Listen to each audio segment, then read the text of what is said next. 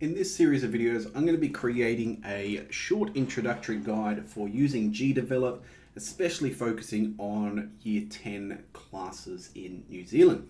So what we've got here is GDevelop. I'm currently using GDevelop 5. It's the current version, the latest version. I just downloaded it off the website. And you just double click it and it installs on a local profile, which is a little bit frustrating because it means that every single user that uses this has to install it individually, but it seems to work this way. It doesn't give you an option of where to put it.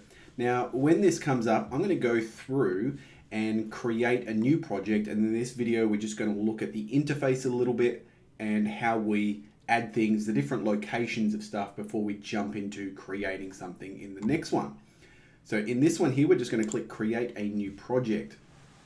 And you've got a whole lot of little options here that you can begin with, such as a platform game, a space shooter, and so on. But these are actually a little bit more complex than what we are going to be looking at. And if you want to jump into them in your own time and have a look at the code and how it works, that's all good.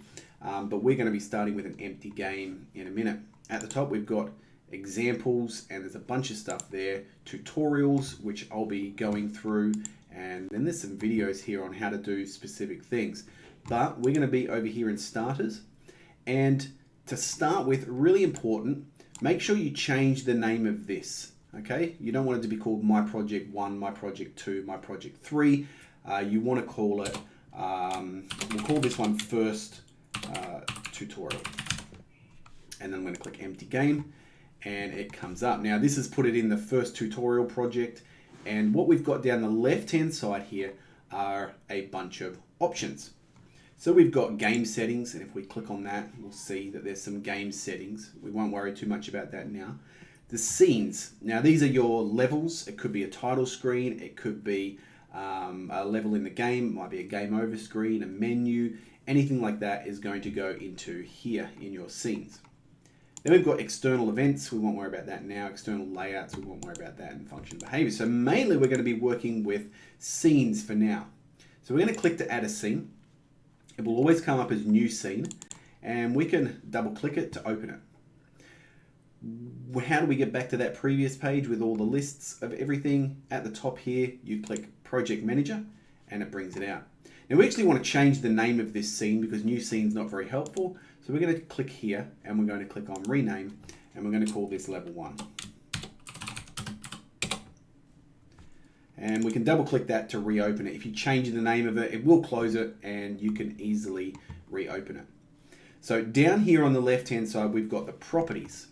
The properties will show up for any objects that we have selected, and we don't actually have any objects at the moment.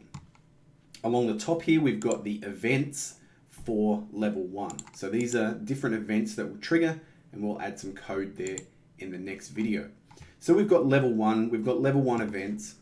At the top here, we've got a few options. We can open the objects editor, open the objects group editor, and open the properties panel. That's already open, but if we happen to close this, we can open that up again.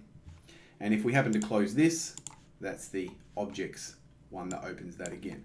There is an objects group editor. We won't be using that just yet. Then we've got open the list of instances. There's currently nothing in the game, so it's just an empty level, so it doesn't show anything down there. And then we've got the open the layers editor, which we don't have anything in the game, so it's not actually showing us anything. We'll probably leave that one for now and not worry too much about it. It's a bit more complex. And then over here we've got the grid. Now the grid's really handy, so we're actually going to turn this grid on, show grid. Okay, you can still see our level outline here. It's the black line that's underneath those blue lines. And we can go and set the grid up if you want. Now generally you want to make this a multiple of 2. So by that I mean like a square of 2, sorry. So 32 by 32 or 16 by 16 or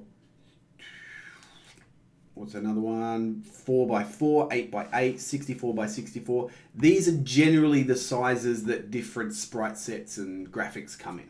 We're going to leave ours at 32 by 32. You can also click to choose the color here that you want of your grid. I'm just going to leave mine as the light gray. change it like that. That way I can see the area a bit more. I'm not sure what mask does, so we'll get rid of it. Okay, and then we've got the zoom over here. You can zoom in with the mouse wheel. You can also reset the zoom up here, or center the view and reset the zoom 100%. So you can use the mouse wheel to zoom in. You can also click with the mouse wheel and pan around. So you don't have to put everything inside this area. We could actually put more things out the right hand side, up above, etc. and then change the position of the camera so that it moves the level around, or the view of the level around. In the next video, we'll look at creating a simple object and adding it in here and creating some very basic interactions in our project.